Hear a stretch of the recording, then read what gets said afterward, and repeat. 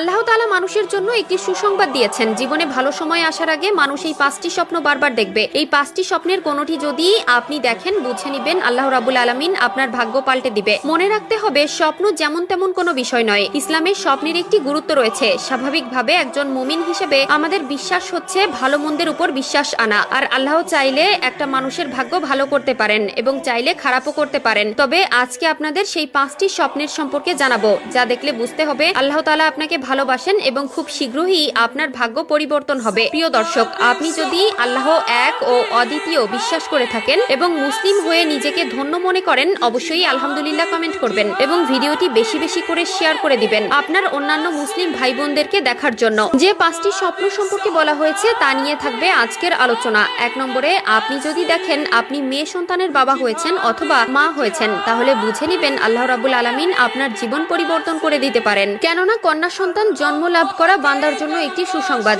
এমনকি আমাদের প্রিয় নবী হযরত মুহাম্মদ সাল্লাল্লাহু আলাইহি ওয়াসাল্লাম বলেছেন, ওই ঘর সৌভাগ্যবান যেই ঘরে প্রথম সন্তান হয় কন্যা সন্তান। কন্যা সন্তান আল্লাহর দেওয়া একটি নিয়ামত। 2 নম্বর স্বপ্ন হলো, আপনি যদি রাসূলুল্লাহ সাল্লাল্লাহু আলাইহি ওয়াসাল্লামকে স্বপ্ন দেখেন, তাহলে বুঝে নিবেন আপনার ভাগ্য খুব তাড়াতাড়ি পরিবর্তন হয়ে যেতে পারে। প্রিয় দর্শক, আমাদের রাসূলুল্লাহ সাল্লাল্লাহু আলাইহি ওয়াসাল্লাম বলেছেন, যে ব্যক্তি স্বপ্নে আমাকে দেখলো সে আসলেই আমাকে দেখলো, কারণ শয়তান কখনোই আমার রূপ ধারণ করতে পারে না। রাসূলুল্লাহ সাল্লাল্লাহু আলাইহি ওয়াসাল্লামকে স্বপ্ন দেখলে দুনিয়াতে আপনি সৌভাগ্যবান তেমনটি নয়, আখিরাতেও এর দারুণ ফজিলত রয়েছে। 3 নম্বর স্বপ্ন হলো, আপনি যদি নিজেকে হাসি খুশি দেখেন অথবা কোনো আলেমকে যদি হাসি খুশি অবস্থায় দেখেন, তাহলে আপনি বুঝে নিবেন আল্লাহ রাব্বুল আলামিন আপনাকে মেসেজ দিয়েছেন। আল্লাহ আপনার লাইফ পরিবর্তন করে দিতে পারেন। 4 নম্বর স্বপ্ন হলো, আপনি যদি নামাজরত অবস্থায় নিজেকে দেখেন, বুঝতে হবে আপনার জন্য পরবর্তীতে কোনো সৌভাগ্য অপেক্ষা করছে। যেমন ধরুন, আপনি যদি দেখেন আপনি ইমামতি করছেন অথবা আপনি যদি দেখেন আপনি মুসল্লিদের